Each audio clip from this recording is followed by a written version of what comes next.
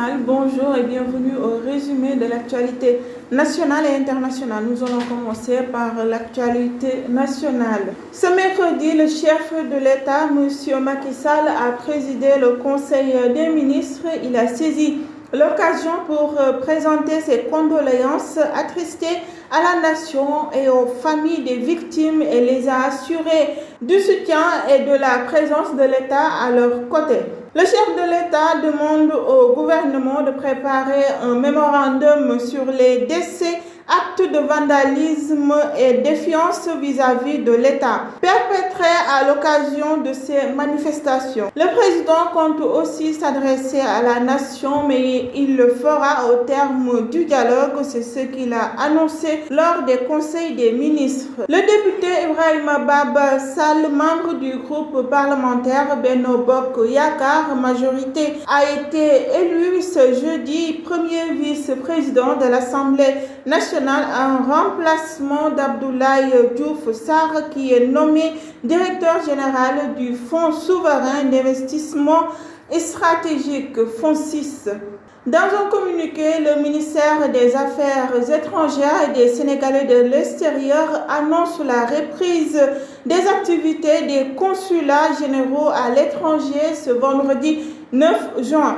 Pour rappel, le Sénégal avait fermé provisoirement ses consulats généraux à l'étranger le 6 juin dernier suite à des attaques contre un certain nombre d'entre eux.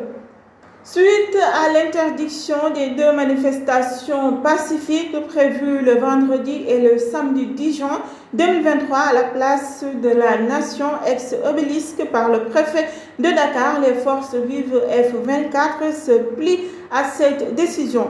En effet, ils ont décidé de maintenir la date du samedi 10 juin, mais au lieu de la place de la Nation, ce sera plutôt une marche à partir de la voie de dégagement du Nord VDN jusqu'à l'école normale. Ndeye Ndack Touré est libre. L'animatrice qui avait été placée en garde à vue le mardi dernier a été remise en liberté selon son avocat, Maître Moussa Sarr. Ce dernier précise qu'aucune charge n'a été retenue contre elle. Après Ndeye Khady Ndiaye, la patronne de Sweet Beauté, c'est au tour de Adji Sarr d'interjeter appel. Une information confirmée par son avocat Maître El Hadji Diouf sur IGFM. Nous venons tout juste d'interjeter appel, a-t-il dit ce jeudi, et s'est gardé de faire tout autre commentaire.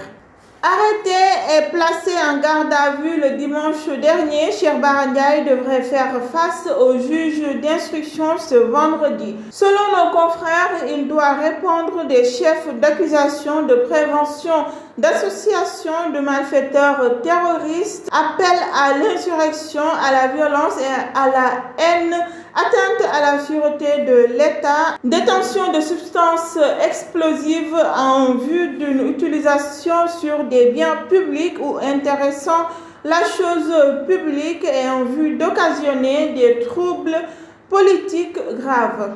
À l'international, une première pour un ancien président aux États-Unis, Donald Trump, inculpé par la justice fédérale. Une inculpation pour 7 chefs d'accusation dans l'affaire des documents classifiés retrouvés par la FBI à son domicile en Floride, dont détention illégale de secrets d'État, entrave à la justice et fausse déclaration. Il doit comparaître le mardi prochain devant le tribunal fédéral de Miami, a diffusé une vidéo sur son réseau social quelques minutes après la confirmation de son inculpation.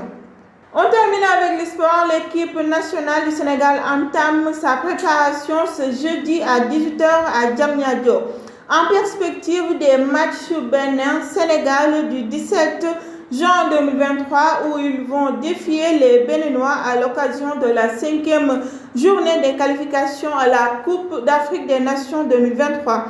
3 jours après, les hommes d'Aliou Cissé affronteront les Brésiliens à Lisbonne dans le cadre d'un match amical. Le coach Aliou Cissé a profité de sa conférence de presse tenue hier pour faire un appel à la paix au Sénégal.